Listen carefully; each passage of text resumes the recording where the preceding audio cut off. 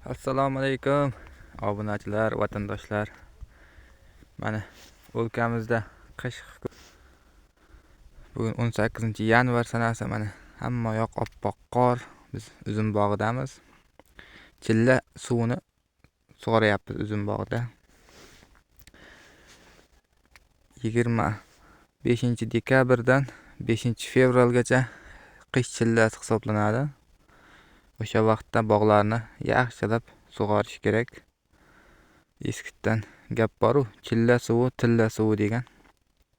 Biz ham kecha tarab qo'ydik suvni. Mana har bitta qatorga mana shunaqa oqizib uzumlarni hammasini ko'mib qo'yganmiz. Shunaqa bir 2-3 kun oqadi-da bu uzumning tagidan. Buni foydalari juda ko'p.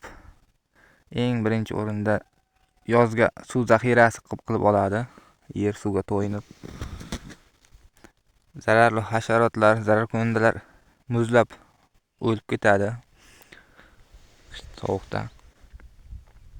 O'tgan yili men shu uzum bog'imda o'zim yarmini sug'ordim. Yarmi sug'oruvsiz qolib ketdi. Sababi biz yer osti suvlaridan foydalanamiz.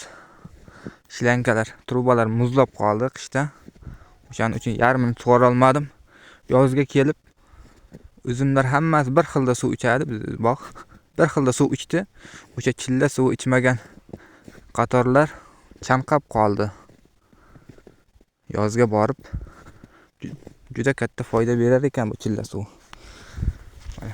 Qorning tagidan oqayapti. Hamma yoq qor, havo harorati sovuq, 5 gradus sovuq ko'rsatyapti.